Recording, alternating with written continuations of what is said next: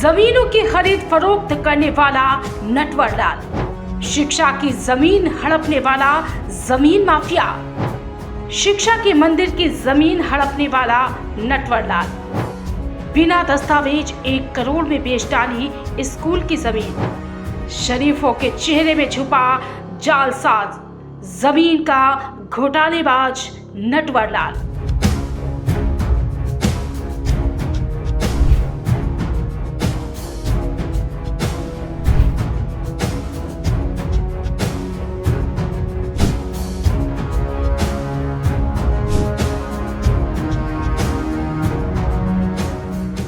राजधानी लखनऊ से सटा जिला है उन्नाव, जो अक्सर पूरे देश में चर्चा में रहता है। और इसी जिले में जमीनों की खरीद फरोख्त करने वाले एक जमीन माफिया की कारस्तानी आप सुनेंगे तो दांतों तले उंगलियां दबाएंगे, क्योंकि जमीन के मामले में यहाँ ना तो कोई दस्तावेज है और ना ही कोई रजिस्ट्री, ना ही कोई वसीयत। लेकिन जमीन के खेल के काले बादशाह ने नकली दस्तावेज पर असली सौदा कर डाला और बन गया उन्नाव का सबसे बड़ा नटवर लाल। पीड़ित ने जब जिला प्रशासन से गुहार लगाई तो जांच में हकीकत सामने आई, जिसके बाद पुलिस ने इस भूमाफिया पर शिकंजा कसते हुए इस माफिया समेत कई आरोपियों पर मुकदमा दर्ज कर लिया। अब आपको खबर विस्तार से बताते हैं कि कैसे एक भूमाफिया को केयर टेकर बनना पीड़ित के लिए कितना घातक हो सकता है। दरअसल मामला उन्नाव के बीघापुर का है, जहां के निवासी सुरेंद्र वाजपेयी ने जिलाधिकारी को एक प्रार्थना पत्र देते हुए शिकायत की, जिसमें उन्होंने बताया कि उनका विद्यालय श्री कमलापति इंटर कॉलेज की बेशकीमती जमीन उन्नाव शहर के गदनखेड़ा इलाके में कानपुर लखनऊ हाईवे पर स्थित है। सुरेंद्र वाजपेयी ने इस जमीन के रखरखाव की जिम्मेदारी 2 लोगों को दी थी। पहले है प्रभात शुक्ला, जो शुक्लागंज की निवासी है, और दूसरा है सुशील शुक्ला, जो आवास विकास उन्नाव में रहता है। सुरेंद्र वाजपेयी ने इन दोनों लोगों को केयर टेकर के रूप में जमीन को सौंपा था और बाद में सरकारी अनुमति मिलने के बाद सुरेंद्र वाजपेयी ने 1 हेक्टेयर जमीन प्रभात शुक्ला के नाम रजिस्ट्री कर दी थी, जो शायद सुशील शुक्ला को नागवार गुजरी। और फिर इसके बाद उस नटवर लाल ने जो खेल खेला, उसने सभी को चौंका दिया।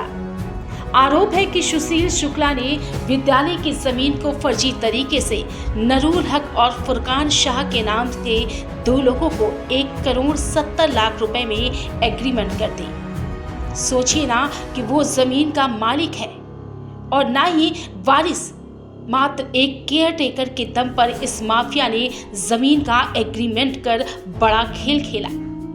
जमीन के मालिक सुरेंद्र वाजपेयी को जब इस धोखाधड़ी की जानकारी हुई तो उन्होंने सुशील शुक्ला समेत कई अन्य लोगों के खिलाफ मुकदमा दर्ज कराया। सुरेंद्र वाजपेयी के एक्टिव होने के बाद जब सुशील शुक्ला को लगा कि जमीन अब उसके हाथ से निकल जाएगी, तो उसने फिर तगड़ा षड्यंत्र रचा और चुपके से अपने पूरे परिवार को विद्यालय की पिछली दीवार से सीढ़ी लगाकर अंदर पहुंचकर जमकर दबंगई की।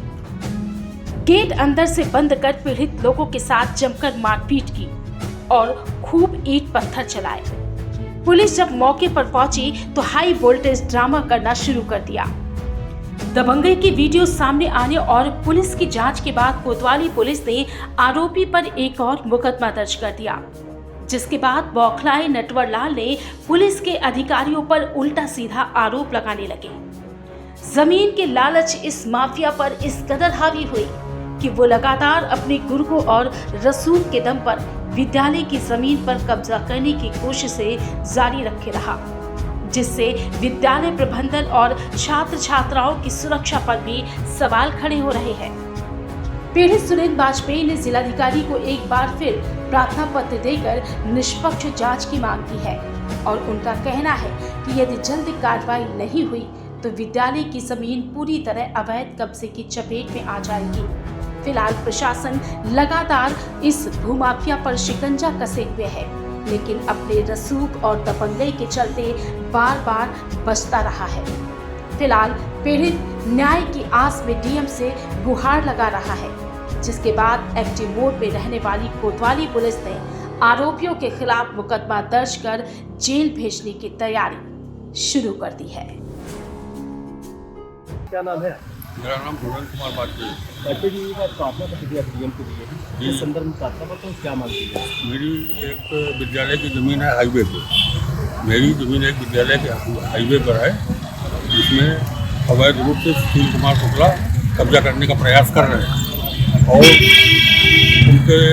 उन्होंने एक फर्जी डिग्री कराई थी, उसी के आधार पर उस पर कब्जा करना चाहते हैं और उस ज़मीन के तो एग्रीमेंट भी उन्होंने कर दिया है, जिसके बदले में वो 2.5 करोड़ रुपया वसूल भी लिया है और उसी का प्रार्थना पत्र लेकर जिलाधिकारी महोदय वो जमीन है और जमीन वो विद्यालय की है, कमलापति इंटर कॉलेज बीघापुर उन लोग।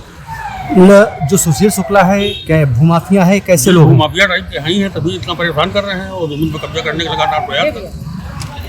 क्या डीएम को आपने एप्लीकेशन दी है? जी जी, किस तरह की कार्रवाई चाहते हैं? कार्रवाई की जांच करके निष्पक्ष कार्रवाई की जाए।